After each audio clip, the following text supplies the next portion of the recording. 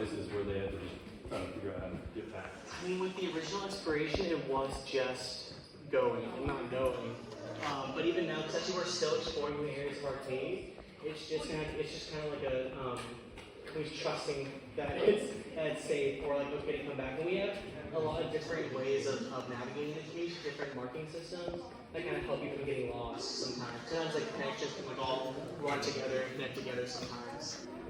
So yeah, we have some things. A lot of it's kind of like a Hail Mary, just kind of going for it.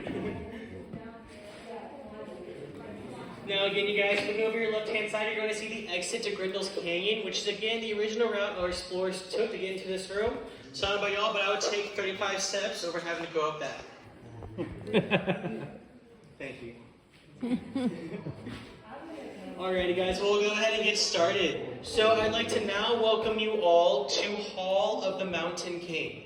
Now just like Emerald Lake, we are 135 feet below the natural bridge in the largest room on our tour today. This room is 100 feet wide, 100 feet tall, and 350 feet long. Now I may not look it now, but I promise you'll get to truly appreciate how large it is as we continue. Now it also means this is also going to be the largest cave showroom in the state of Texas. So that's kind of exciting as well.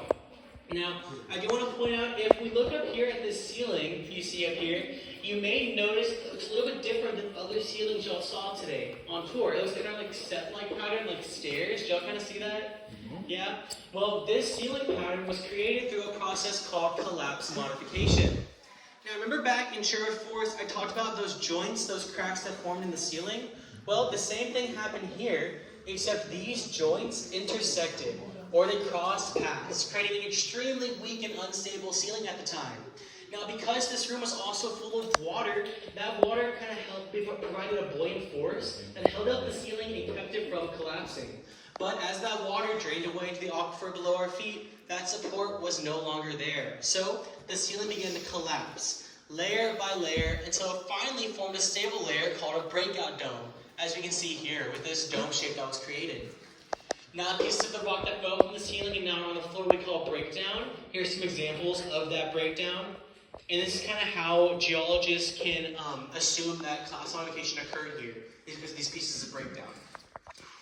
Now, folks, I know I mentioned the words unstable and collapse while we're 135 feet below the surface, but again, I'd like to remind you that Natural Ridge Caverns has been stable for hundreds and thousands of years, and again, they don't theorize it ever being unstable until a very, very, very long time after this tour today. So again, we don't have anything to worry about. So with that being said, you guys, do y'all have any questions for me? No? Awesome. Well, we're also going to be seeing a unique formation on our way up called fried egg stalagmites. So I always thought that the sports must have been hungry at this point because you have cave bait in the last room and then fried egg stalagmites in this room. Now, fried egg stalagmites, some examples of them are going to be right here. Now, these are a unique formation that's created mainly through rooms with high ceilings, mainly because as the water drifts to the ceiling, it's going to generate a high velocity as it comes down, and when it hits the stalagmite on the bottom, it's going to make it flat on the surface. And the more dense calcite will be deposited in the center, making a more yellowy orange center. And the less dense calcite was splashed to the outside edges, making kind of a lighter colored rim, making it look like a fried egg. Now, some of them look kind of wonky. Some people tell me they're more like poached eggs. I've never seen a poached egg, so I'm sure it looks like it. But again, they're called fried egg stalagmites. Now, that being said, you guys, moving on, we'll be going up to the very top of the Hall of the Mountain King. This is going to be considered the most strenuous part of our tour today.